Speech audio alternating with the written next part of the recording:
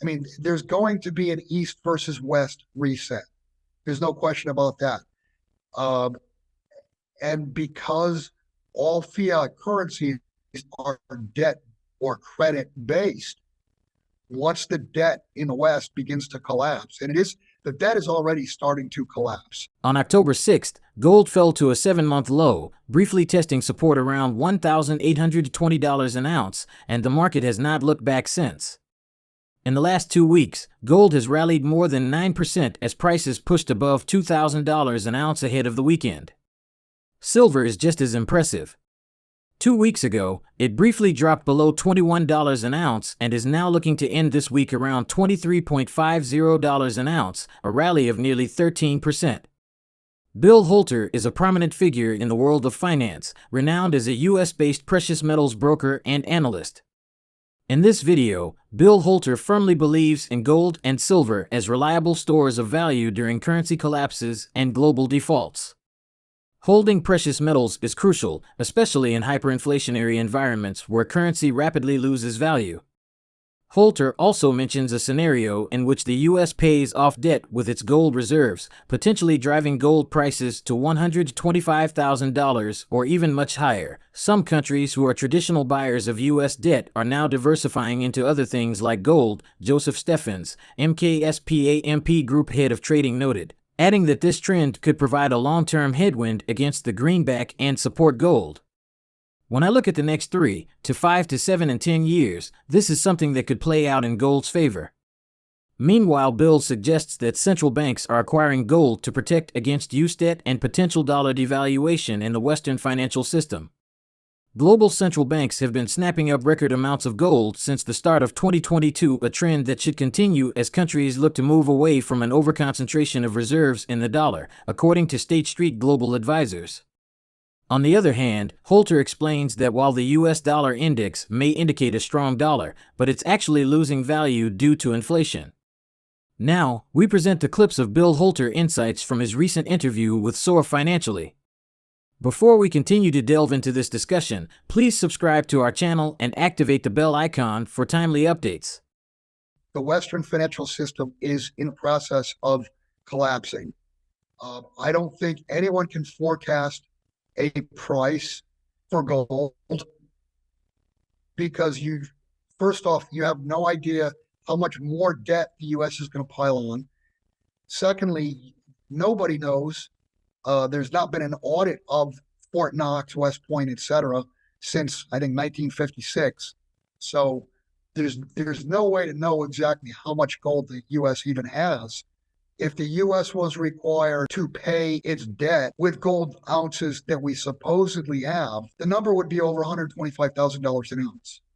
And in a collapsed system, and we find out, God forbid, the U.S. does not have the gold that we say we have, pick a number, 500,000, a million, 10 million, who knows?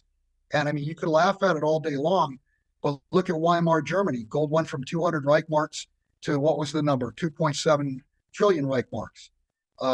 The bottom line is gold is real money. It's gold and silver are the only real money on the planet. Everything else is currency. Over the last year or so, they've turned net buyers. Typically central banks, all central banks are going to do what's best for them. And I think central banks are looking at what we've just talked about, the mathematics of U.S. sovereign debt and the ability to service it with dollars. I think they're looking at that and saying, well, the U.S. is going to have to seriously debase the dollar in order to keep any sort of game going.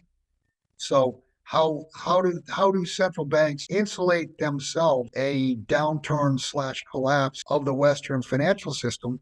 They buy gold. Central banks understand that dollars are fiat. Gold is not fiat. Gold has no liability.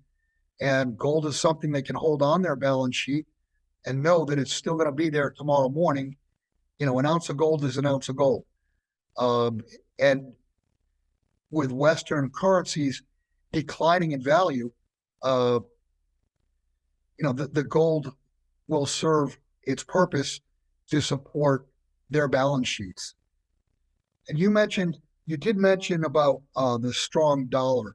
Understand that when you're talking about a strong dollar, you're talking about the USDX. That's the dollar versus euros. That's the dollar versus yen versus British pounds versus Canadian dollars versus Chinese yuan. So the dollar has gotten stronger versus other currencies.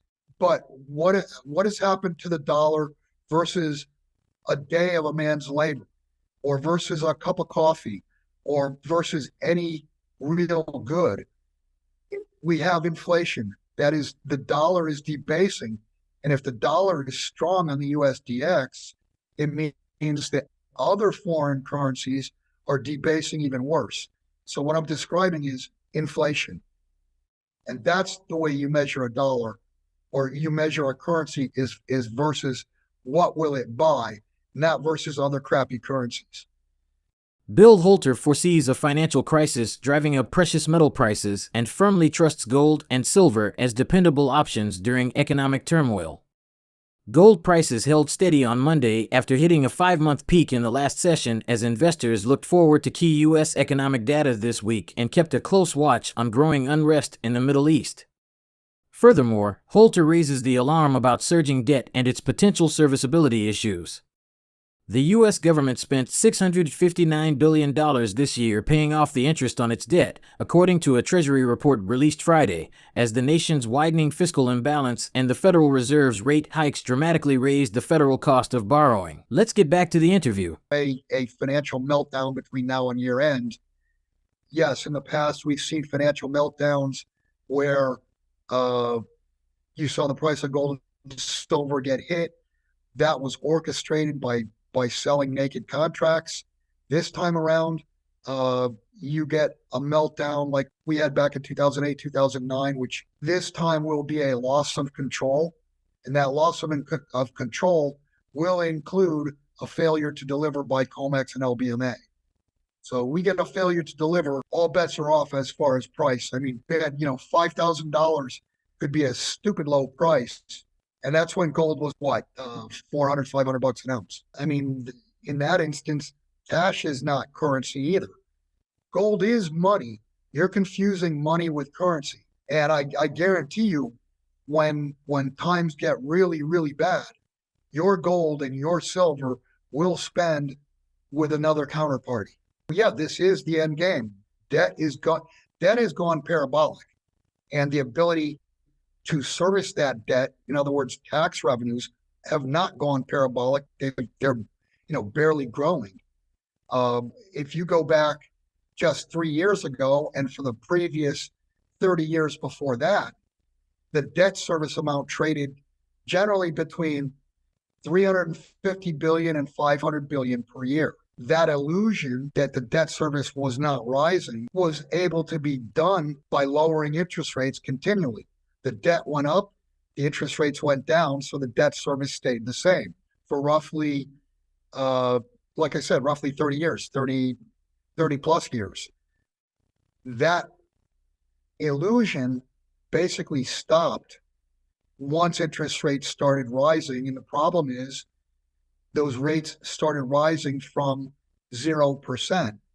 And again, coming off of a zero interest rate, for rates to go up 1%, 2% over 4 percentage points, coming off of zero, it's completely devastating.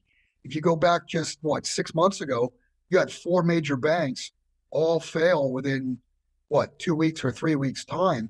And the assets of those 4 banks were greater than all the banks that went under back in 2008, 2009. So the problem's already bigger than it was back then. And they did get it shoved under the rug. But that's when rates were 3.25%. Now they're 5%. And we've not even talked about derivatives. All derivatives are issued. Every derivative, when it's issued, is issued with an interest rate assumption. And how many derivatives you think have been issued in the last 6, 7, 10 plus years, since the 2008, 2009 episode? How many derivatives have been issued in dollar terms or euro terms or yen terms? How many derivatives have been issued with basically 0.5% or 1% or 2% assumption, and now we're at 5%. So it's off. It's knocking the derivatives sector off center. And that's a $2+ quadrillion market. On top of 400 trillion in debt. Gold will continue to show strength in the face of U.S. rate hikes, rising expectations for a soft landing, and heightened geopolitical risks, according to Joseph Steffens, head of trading at Precious Metals House MKSPAMP. With central banks turning to gold and the growing signs of debt challenges, the role of precious metals as safe havens is increasingly evident. Are you considering gold and silver investments as a hedge against financial instability? Share your thoughts in the comment section below. If you find this video informative, don't forget to show your support towards our channel and turn on notifications to stay informed about our latest videos. See you in the next video.